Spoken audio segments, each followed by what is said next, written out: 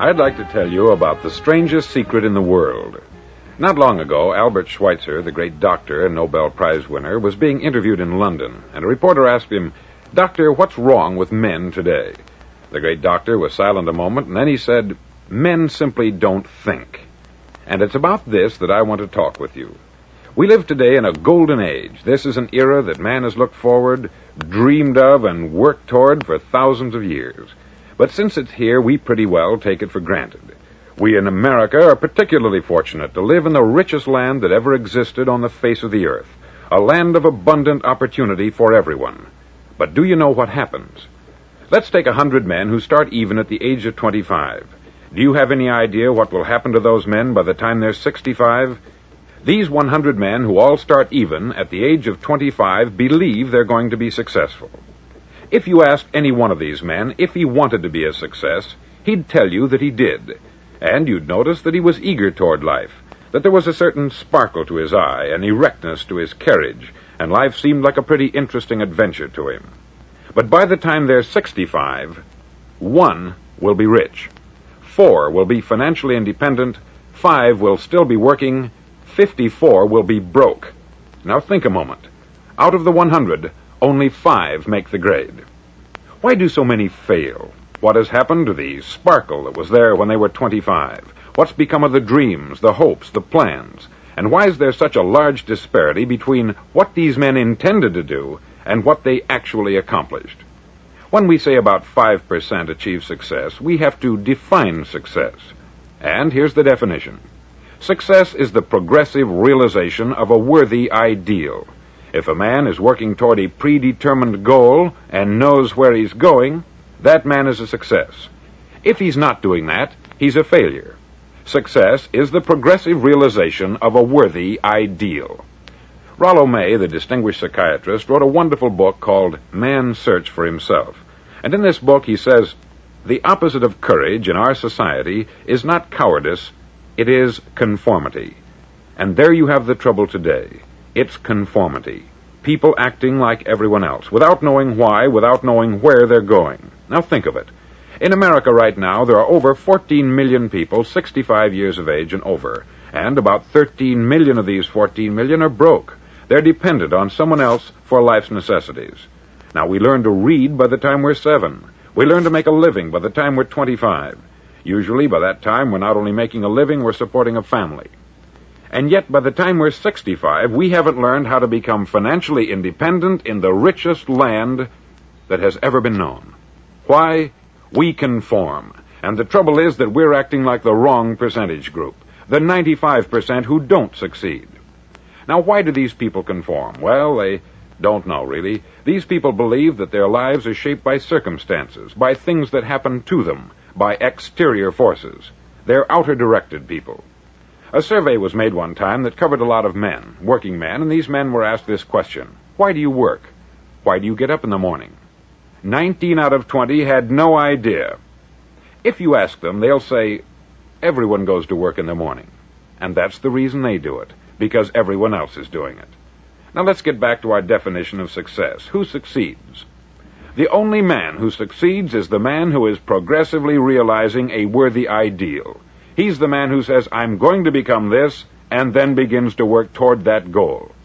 I'll tell you who the successful people are. A success is the school teacher who's teaching school because that's what she wanted to do. The success is the woman who's a wife and mother because she wanted to become a wife and mother and is doing a good job of it. The success is the man who runs the corner gas station because that's what he wanted to do.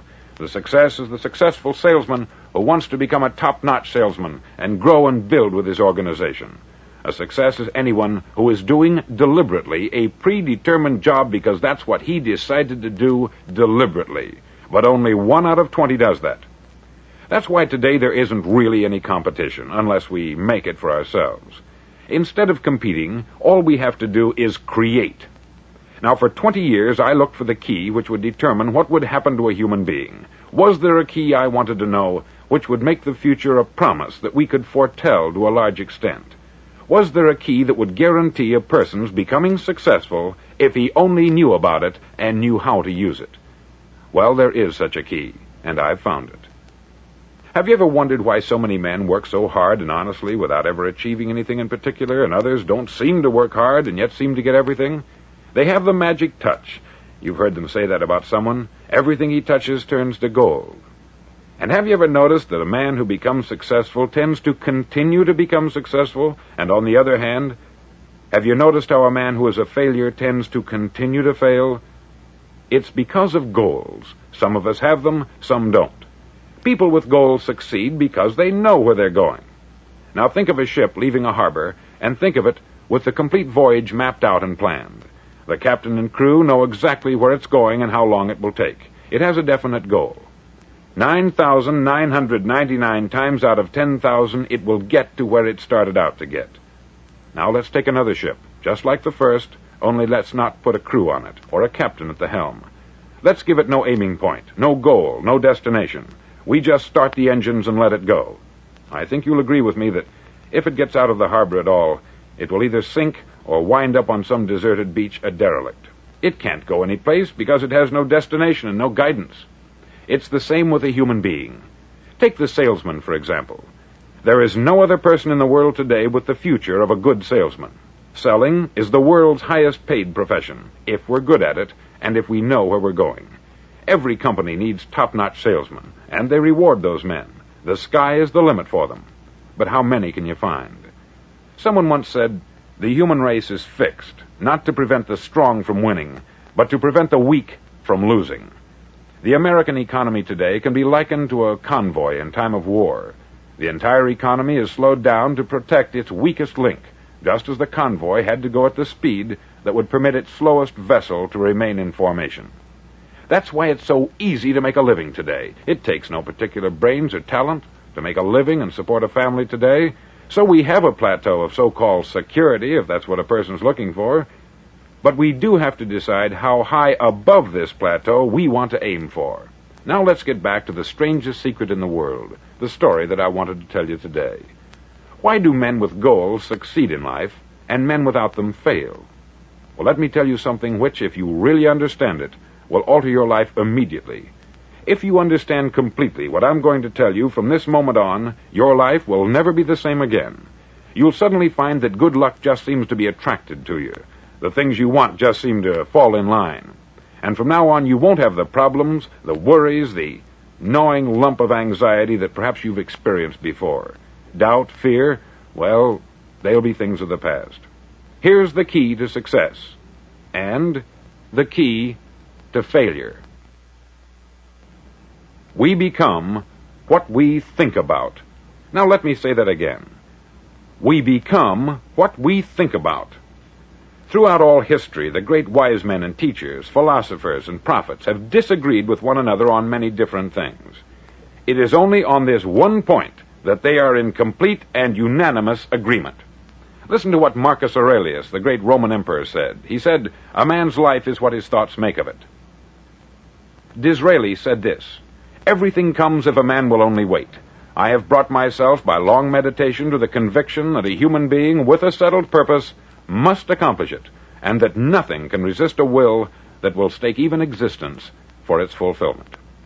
Ralph Waldo Emerson said this, "A man is what he thinks about all day long." William James said, "The greatest discovery of my generation is that human beings can alter their lives by altering their attitudes of mind."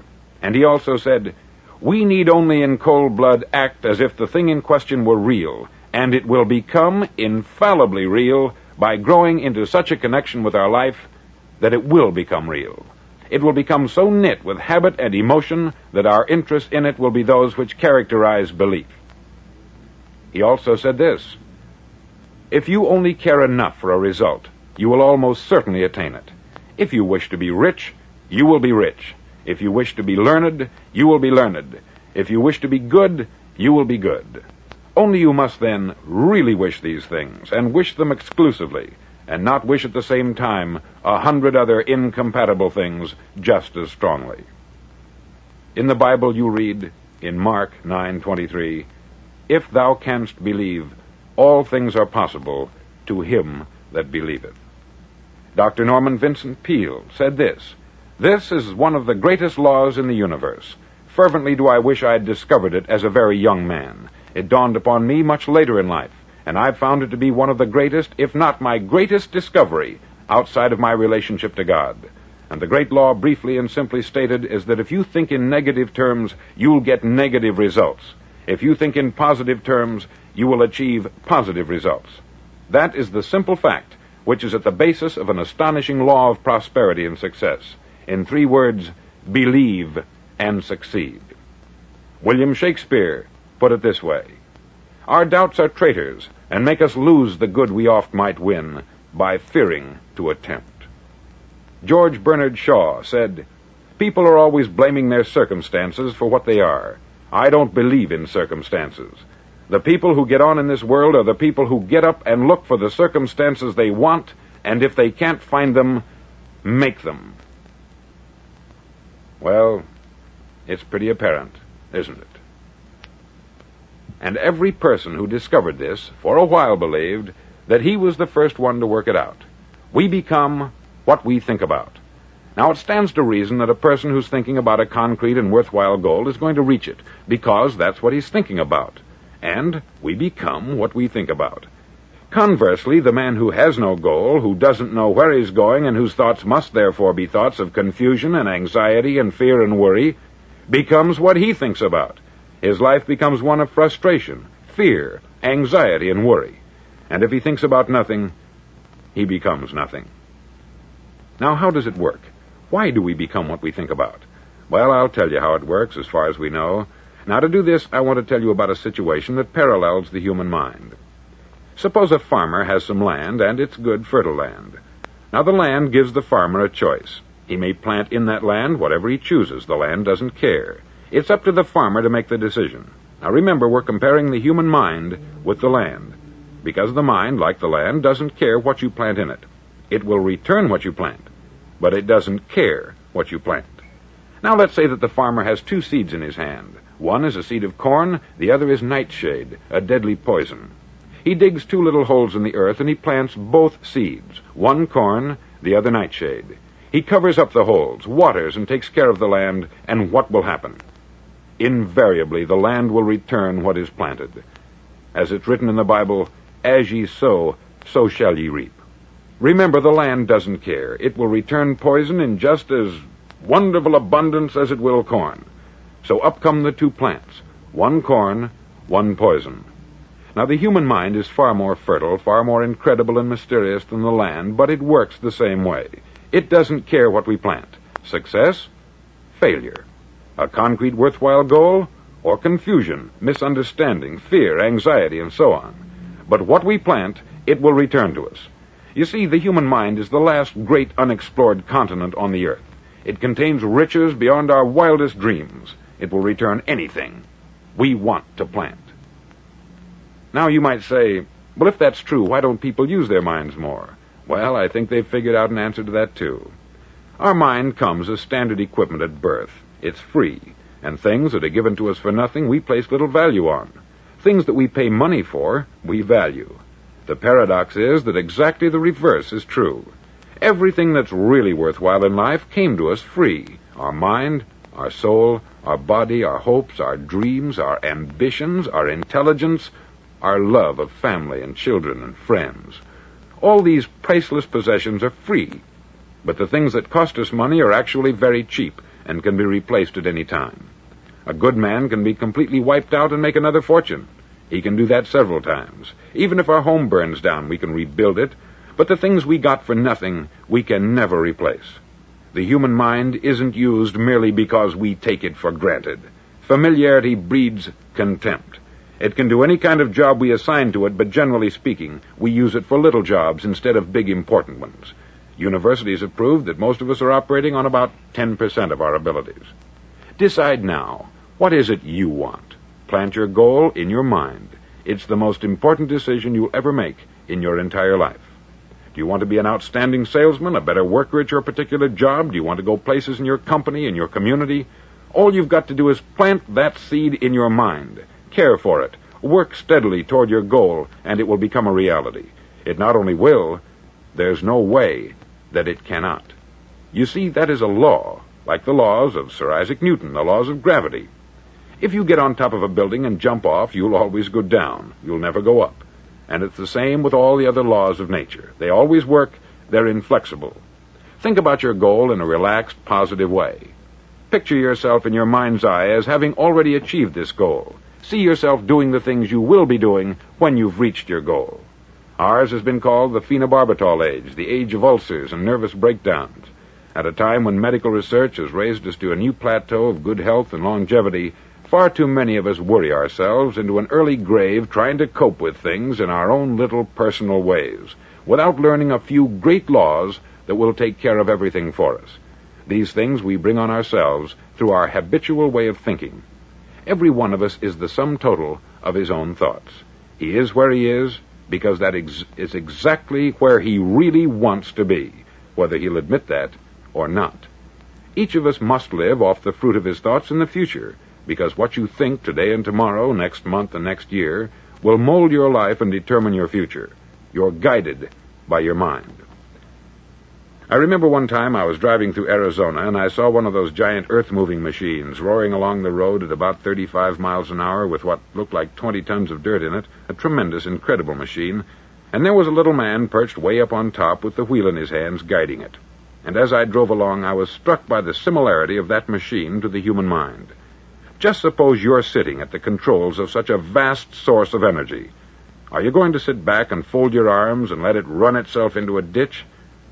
Or are you going to keep both hands firmly on the wheel and control and direct this power to a specific, worthwhile purpose? It's up to you. You're in the driver's seat. You see, the very law that gives us success is a two-edged sword. We must control our thinking. The same rule that can lead a man to a life of success, wealth, happiness, and all the things he's ever dreamed of for himself and his family, that very same law can lead him into the gutter. It's all in how he uses it, for good or for bad. This is the strangest secret in the world. Now, why do I say it's strange, and why do I call it a secret? Actually, it isn't a secret at all. It was first promulgated by some of the earliest wise men, and it appears again and again throughout the Bible. But very few people have learned it, understand it. That's why it's strange, and why, for some equally strange reason, it virtually remains a secret. I believe that you could go out and walk down the main street of your town and ask one man after another what the secret of success is, and you probably wouldn't run into one man in a month who could tell you. Now, this information is enormously valuable to us, if we really understand it and apply it. It's valuable to us not only for our own lives, but the lives of those around us, our family, employees, associates, and friends. Life should be an exciting adventure. It should never be a bore. A man should live fully, be alive. He should be glad to get out of bed in the morning. He should be doing a job he likes to do because he does it well. One time I heard Grove Patterson make a speech, the editor-in-chief of the Toledo Daily Blade, and as he concluded his speech, he said something that I've never forgotten. He said something like this: "My years in the newspaper business have convinced me of several things, among them that people are basically good, and that we came from someplace, and we're going someplace. So we should make our time here an exciting adventure. The architect of the universe didn't build a stairway leading nowhere. And the greatest teacher of all, the carpenter from the plains of Galilee, gave us the secret time and time again. As ye believe, so shall it be done unto you."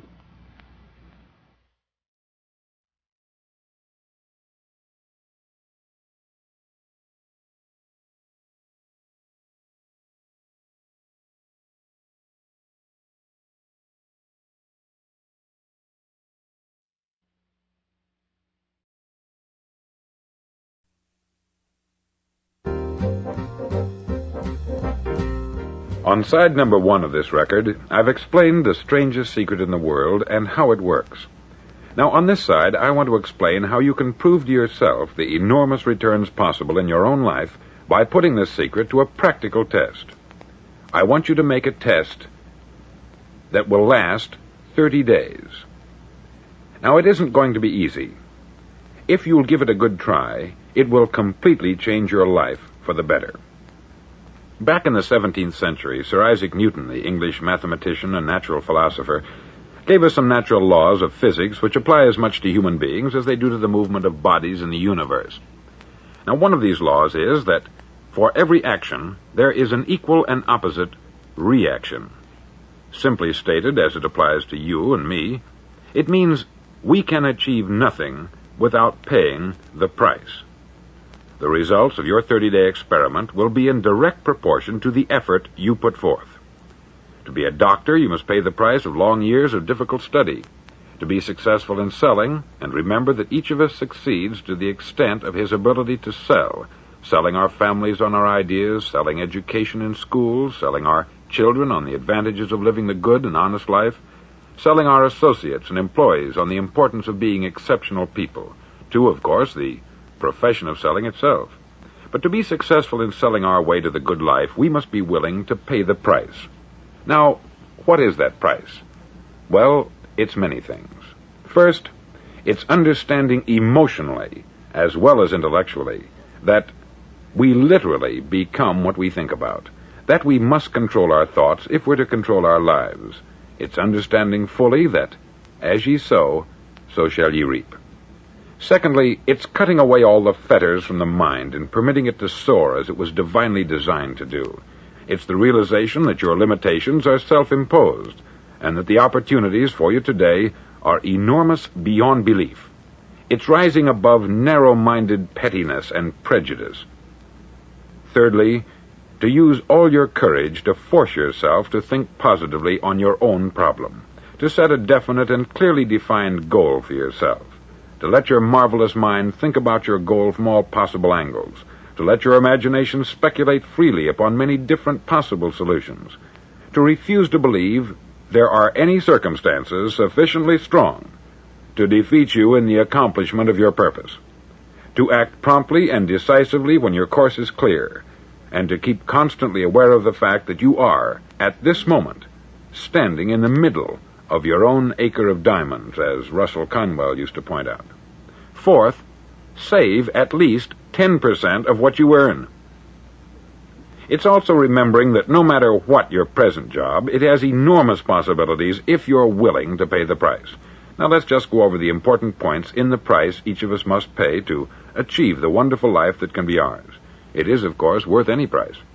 1, you will become what you think about. 2, remember the word imagination. Let your mind soar. 3, courage. Concentrate on your goal every day. 4, save 10% of what you earn. And action. Ideas are worthless unless we act on them. Now I'll try to outline the 30-day test I want you to make. Now keep in mind that you have nothing to lose by making this test, and everything you could possibly want to gain. There are 2 things that may be said of everyone. Each of us wants something, and each of us is afraid of something. I want you to write on a card what it is you want more than anything else. It may be more money. Perhaps you'd like to double your income or make a specific amount of money. It may be a beautiful home. It may be success at your job. It may be a particular position in life. It could be a more harmonious family. Each of us wants something. Write down on your card specifically what it is that you want. Make sure it's a single goal and clearly defined. You needn't show it to anyone, but carry it with you so that you can look at it several times a day. Think about it in a cheerful, relaxed, positive way each morning when you get up, and immediately you have something to work for, something to get out of bed for, something to live for. Look at it every chance you get during the day and just before going to bed at night. As you look at it, remember that you must become what you think about, and since you're thinking about your goal, you realize that soon it will be yours.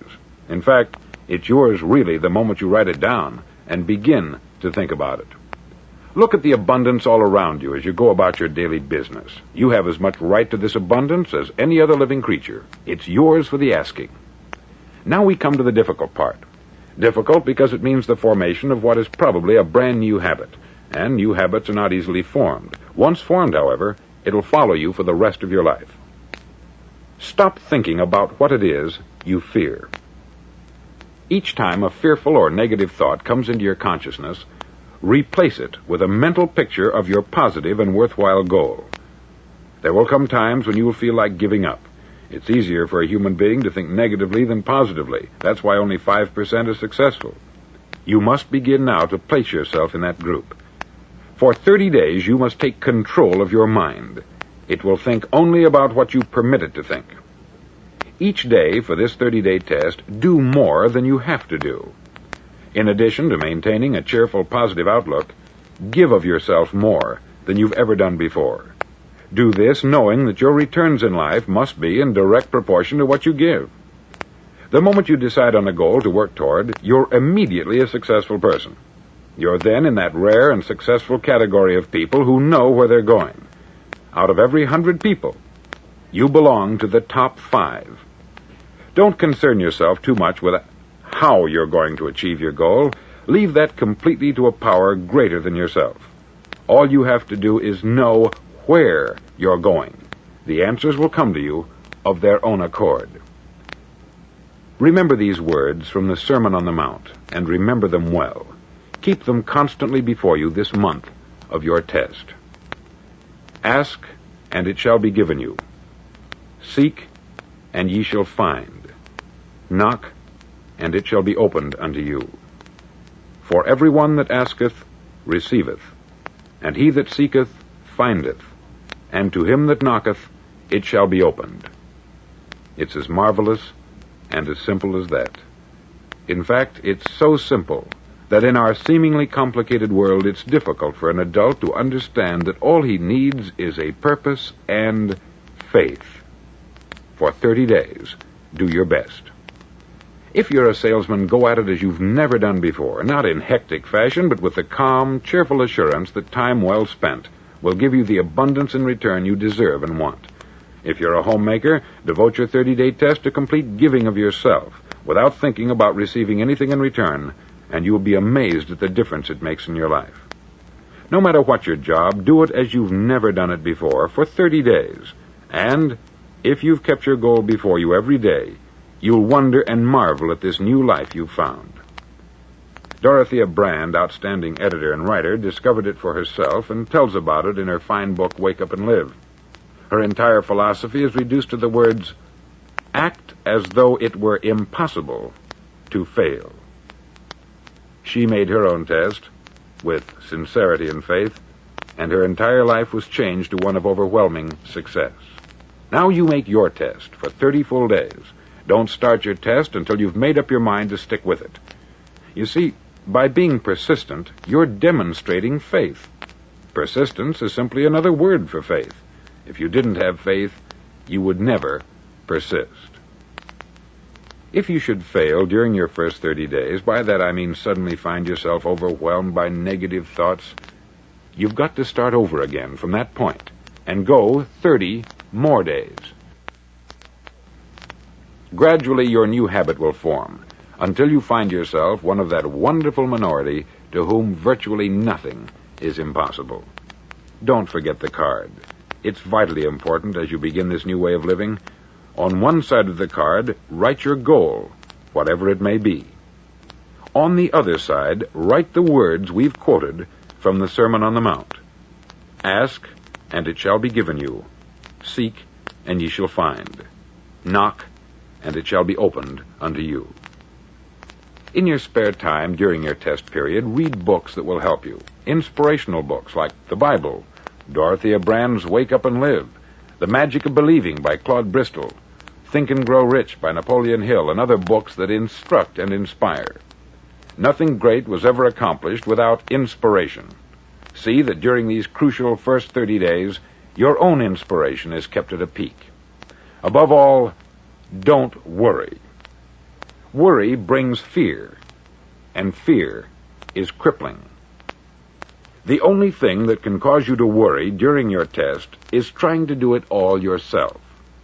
Know that all you have to do is hold your goal before you. Everything else will take care of itself. Remember also to keep calm and cheerful. Calm and cheerful. Don't let petty things annoy you and get you off course.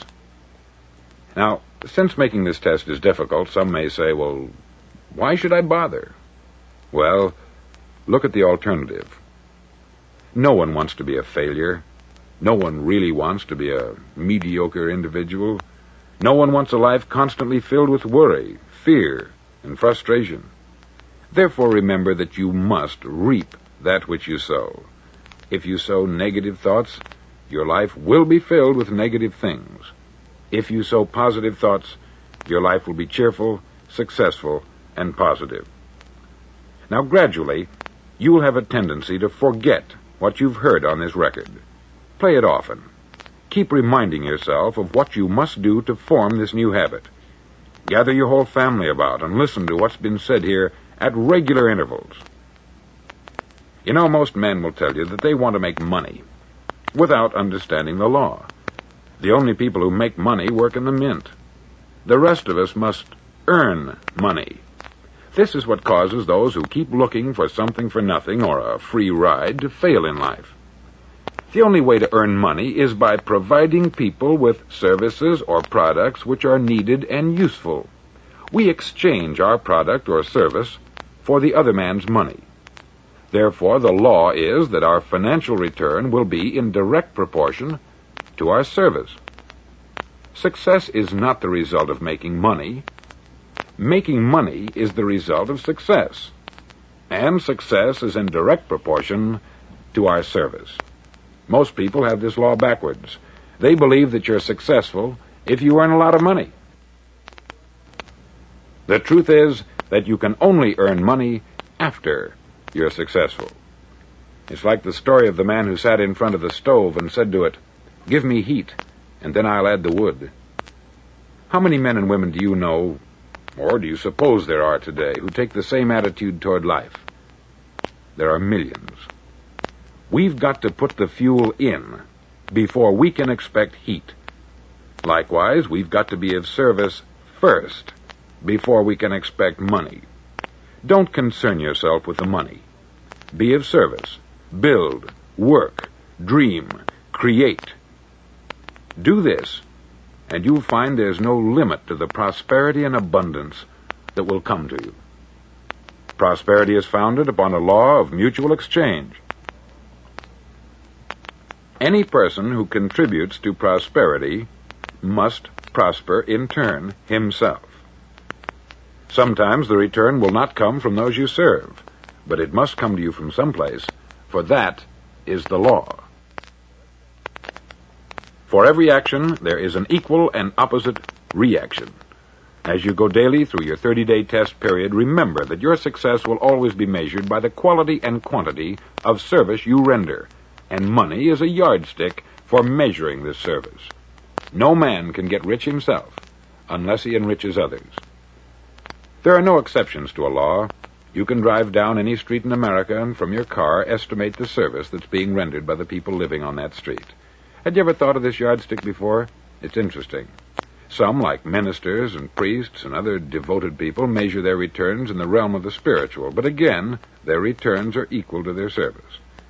Once this law is fully understood, any thinking person can tell his own fortune.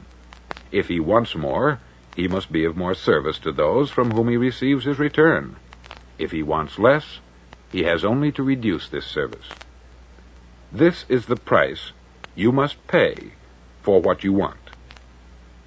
If you believe you can enrich yourself by deluding others, you can only end by deluding yourself. Just as surely as you breathe, you'll get back what you put out. Don't ever make the mistake of thinking you can avert this. It's impossible. The prisons and the streets where the lonely walk are filled with people who tried to make new laws just for themselves. We may avoid the laws of man, but there are greater laws that cannot be broken. An outstanding medical doctor recently pointed out 6 steps that will help you realize success. 1, set yourself a definite goal. 2, quit running yourself down. 3, stop thinking of all the reasons why you cannot be successful and instead think of all the reasons why you can. 4. Trace your attitudes back through your childhood and try to discover where you first got the idea you couldn't be a success, if that's the way you've been thinking. 5. Change the image you have of yourself by writing out a description of the person you would like to be. And 6. Act the part of the successful person you have decided to become. The doctor who wrote those words is a noted West Coast psychiatrist, David Harold Fink, M.D. Do what all the experts since the dawn of recorded history have told you you must do.